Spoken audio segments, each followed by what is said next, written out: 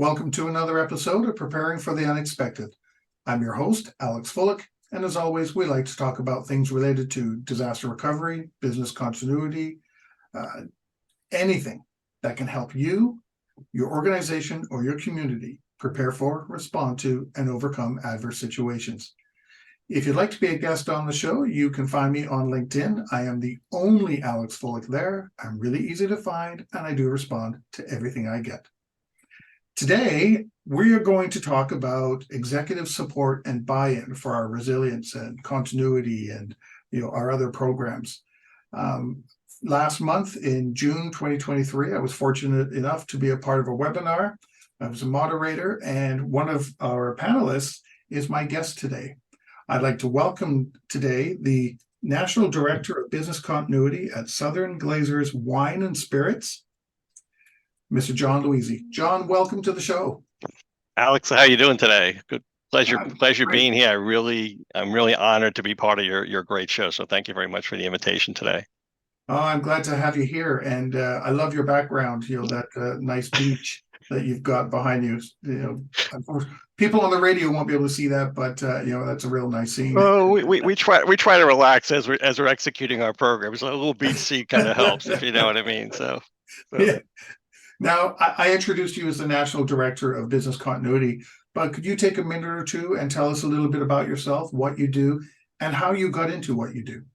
Sure. Yeah, absolutely. Thank you very much. Yeah, so I am, like I say, the National Director of Business Continuity. So I'm responsible for overall continuity of operations for the organization, which include crisis management, emergency management, as well as business continuity, obviously working with all of our safety security stakeholders to ensure the organization, resiliency of the organization. So it's everything that could essentially, if something bad happens in the organization, it's my job to figure out how to get us through that. It's essentially what it is, associated with continuity of operations. And as you know, it's a 24/7 business, and which is who we are. And I'm really, really proud about what we've accomplished over the last. And the program is about 10 years old. Just so you know, I was brought on and initially started the program about 10 years ago. So.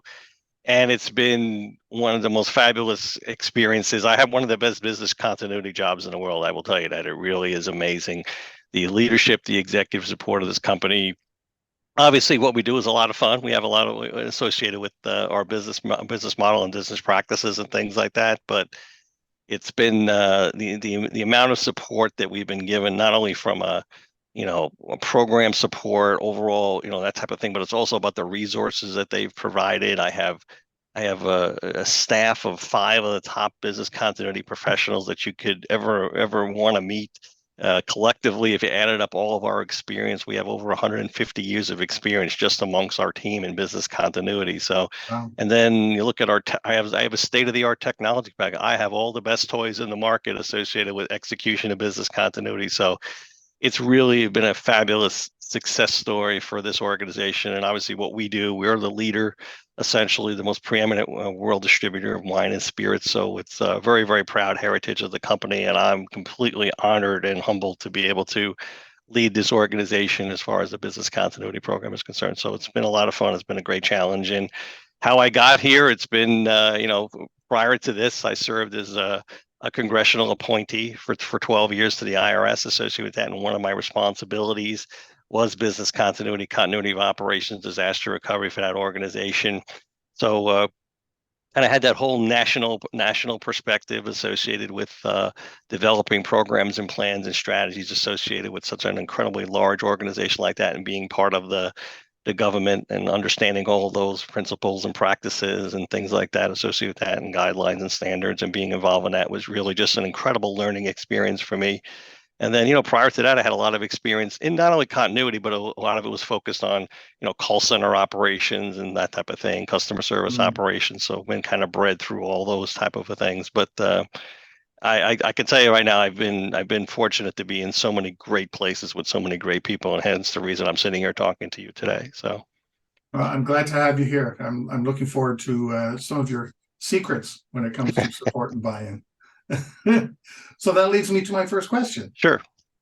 Why is buy-in and support so important for our resilience or business continuity or disaster planning, whatever you want to call it? Why is that so important? Well, I think support is, executive support, executive affirmation of what you're doing is important for any role and responsibility. But, for business continuity, you're dealing with such, the critical assets of the company, the reputation of the company, the people of the company, right? The safety, the security of the people, and the execution of the business. I mean, the viability of the business. I mean, all of those things are essential to what leaders in an organization are trying to maintain on a day-to-day basis, right? And you being that person, that go-to person for them that can help them manage the challenges and see all those things from a risk manager perspective and guide them through those things, that is an invaluable person to have at your side to be able to guide you through, so I can still continue to make decisions, building our business, but knowing that somebody's got our back. Somebody is actually watching out for all the risks, the challenges, the threats that are potentially impacting our organization.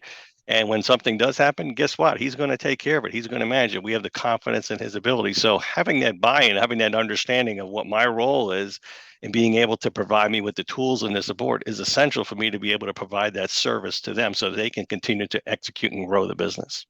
So. It seems so logical, but yet, as we spoke before we started recording, that so many people have a challenge trying to get that buy-in and support. Why is that? I think it's really about the delivery, to be quite frank with you, about how they execute their programs and how they deliver their programs. I mean, I look at this I go back to, since I've been doing this for over 25 or 30 years, right? Um, a lot of folks are still stuck what I would call in the September 11th model of business continuity, because that's when it really kind of hit its watershed event, right? Everybody kind of got on board with it and tried to understood it. And if you remember back then, everybody was kind of running to conferences trying to figure out what RTOs are and RPOs and all these other fundamental things about business continuity, because we were all learning about how to develop these programs, right? So we were very much about in administration, very much about compliance. We were very much about fill out the template. I mean, that's the way that the programs were executed back then. It was about collecting data, but not really interpreting it. Yeah. And programs really didn't have an agenda or a roadmap. It was just about data collection. There was no way to measure it. There was no measurement there. Business continuity, disaster recovery, emergency management, they were all separate things. And they never met associated with that. So there was this, essentially the way that those programs were executed were very singular in nature, very siloed in nature.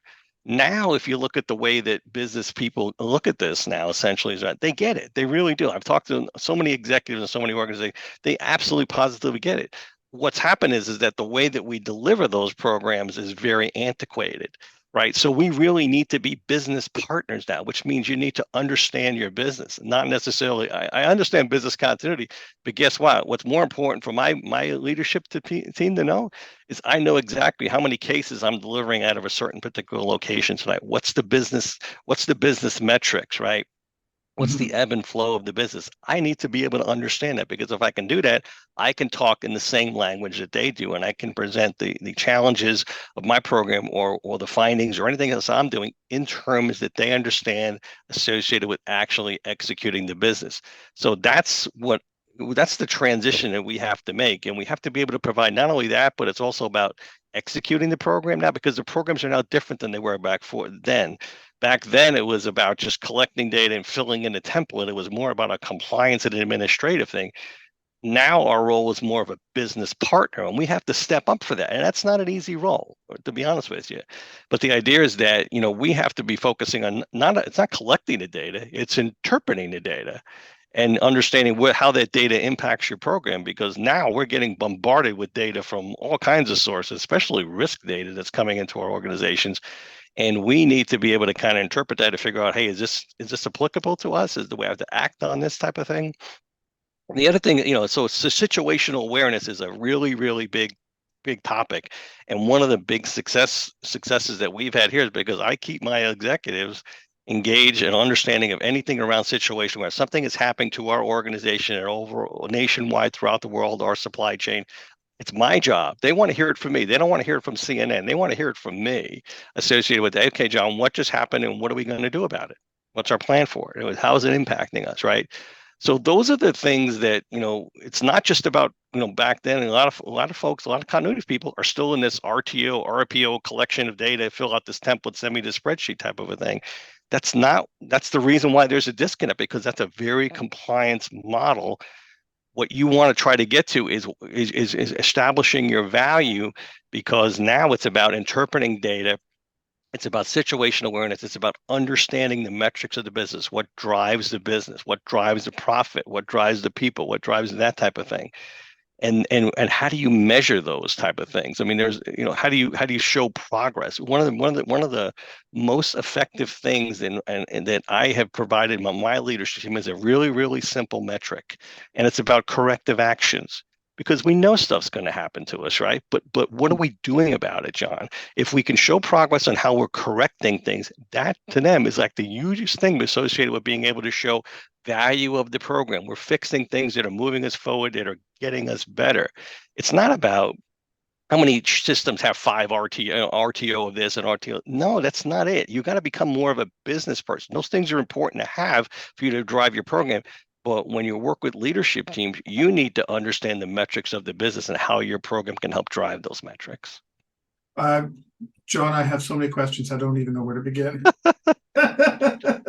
I will say right off the bat, I remember the September 1, well, not just the event, but what happened in our industry after the fact. But I also remember what happened just over a year and a half before that, which was Y2K. And I started a few years before Y2K, when nothing happened. So everybody just kind of forgot about it and just said, oh, well, then it's, business continuity. We did all that work and nothing happened. So, why should we worry about it now? And then September 11th came along, and obviously, oh, this is why we need to worry about it. So that did start to change, because I filled out so many templates myself. There you go. There you go. I mean, it was administrative in nature. Now we are different. People understand what business continuity is no longer a foreign term anymore. It's a common business term, right? So what does that role mean for everybody? And so you need to understand that as being establishing yourself as learning the business, as being a business partner associated with that, not necessarily, essentially what's going to be looked at as a very much of a compliance and check the box type of a thing. It's if you really want that executive buy-in, you have to become one of them and have a seat at the table by talking about the business and understanding the business. So how do you go about changing that then? Let's say, see, we're off script already. How do you go about changing that? If you do have a program, you're struggling with trying to get buy-in, but you are, I don't like saying this, but you're ticking the boxes, you're getting everything done, you've got the knowledge, but you still can't get that buy-in. How do you switch to speak the language of the business, of the executives? How do you go about doing that? What are that just becomes learning, that becomes exposing yourself to the business from a metrics perspective. One of the things, what's the dashboard that my boss is looking at every day that helps drive him as far as what decisions are concerned? And then for me to understand, okay, how do I impact that dashboard, right? Right. And the other thing about it that's really important that a lot of folks miss is the fact that I can't be the only one in this organization that's talking about business continuity. So I call it my village, right? So what I need to do is rally all the different parts of your functional organization and communicate with them and work with them and understand, so that I'm not the only one that's pushing a rock up a hill from a business continuity perspective. If I can create this swell associated with that, or this what I call buzz associated with business continuity, and more than one person is talking about it, guess what? Everybody's got to pay attention to it. So it's not only about me just interfacing with the leadership team, it's also about me and all my functional area process owners and other people that I interface with on a day-to-day basis. They also need to be equipped to become ambassadors of the program, so that they're all communicating associated with what we're doing, trying to do business continuity. So it becomes more of like I say, more of a crowdsourcing associated with business continuity, not necessarily the 4 or 5 people that potentially are charged to drive the program nationally. So that's a really big part of it, is understanding, building that village, because that helps you build the culture of the organization. But the idea is, the fact is that I'm not the only one that's working on business continuity, because I've been able to rally all these other functional areas to be talking the same language that I am, as well as being able to promote the goals of the program. So is it as easy as just reaching out to vice presidents, directors, managers, whoever, and just having a conversation? Well, Hey, yeah, I mean, what it is, and a big part of business continuity is outreach and awareness, right? So you have to be able to continually promote your program. And there's so many ways of doing that, whether it's, monthly newsletters, or even just, when incidents happen, when incidents happen in this organization, or even when we have near misses, guess what? I let everybody in the leadership team know what's going on, right? So because, when you look at near misses, it's like, well, there may be a near miss, we may get lucky, but guess what? Maybe we did something to impact the fact that it was a near miss. Maybe some of the resiliency things we put in place. So let's take credit for those type of things. Let's not avoid them because they were near miss, right? right. So uh, a big part of what we try to do is situational awareness, making sure that our organization understands exactly what is happening around us. And that helps, build buy-in. But the other thing is that, as far as our outreach and awareness for all of our programs and our engagement, it's constant being and working with all the subject matter experts and stakeholders, and being able to promote business continuity from not only perspective of the continuity process of operate, but it's also about more of our emergency management stuff as well. Like for example, we have a national we have a notification system, right? We actually branded it. It's actually has its own brand, its own identity within the company. So everybody knows what it is. When it shows up on your phone, it pops up with the actual name of the company, and it shows up with, the logo and things like that. So it's things like that that we've kind of put in place from an execution perspective, that gives more and more awareness, which is right in front of you, that you see that essentially helps us drive exactly what our program objectives are. And there's so many ways of doing that in our program. And it's just like every year, beginning of hurricane season on June 1st, guess what? I gave an entire national briefing, the entire organization. This is hurricane season. This is what we're doing. This is what we did last year, how we responded. This is what's new for this year. So you have to be able to look for those opportunities and take advantage of those opportunities to be able to promote your program. So I like what you mentioned there about near misses as well, because I guess we could also communicate. We had a near miss with this hurricane. Okay, fine, great, wonderful. We didn't get hit by it. This is what would have happened if we had been hit, and this is what we had in place to create that near miss. Oh wow. Then hey, I'm not going to take any resources away from John because he just saved us, $5 right, million. right. Well, the other thing is that we also look at from other companies that are impacted, right? So you've seen companies, in the news hit by ransomware. A number of large companies have lost warehouses in the last year or so. Either they've been hit by tornadoes, or they had fires and things like that. I look at those as lessons learned, and I say, okay, what happened? What did they do right? What did they do wrong? What can I bring back into my organization? But I make my organization aware of the fact that, hey, guess what? This company had a warehouse fire, and this is what happened. This is what they did. This is what we would have done, right? It's almost like taking it from right off of the headlines and saying, okay, what would we have done in that situation, right? So you don't have to wait for stuff to happen to you in order to be able to promote your program. Look at what else is going on in the world and say, okay, how would we respond given that situation were to occur to us at us? How do you get that information up, though, to decision makers? Because many of us in the industry, and I'm sure you were one at one time, you're way down on the totem pole. How do you get that message up so that people can really, the decision makers take notice of that?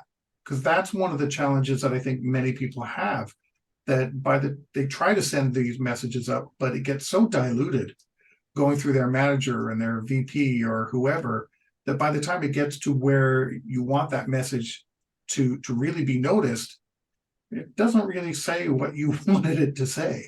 Yeah.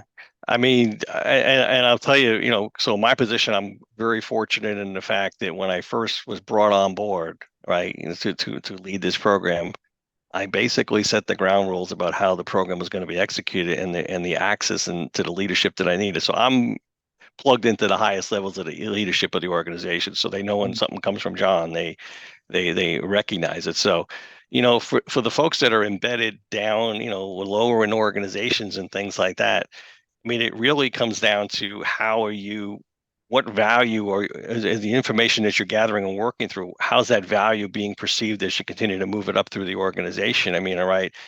I mean, if it's impactful information, then essentially, then it obviously resonates to the fort where it's going to provide more value to the organization. So I would look at essentially try and evaluate the information that you're presenting to make sure that it does address, the company, the risks associated with that, the value proposition associated with that.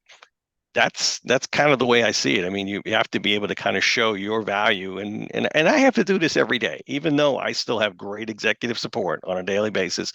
Doesn't mean I don't have to show that value every day, and it's something you have to keep every single day. You have to keep earning your stripes, right? Right. But the idea is that it's just continually being able to take whatever you're working through, working information, being able to package it up so that it resonates with your leadership team as being perceived as a value. So understanding what drives them and what motivates them and how they perceive and how they see value in things is really how you're going to want to be able to present your information.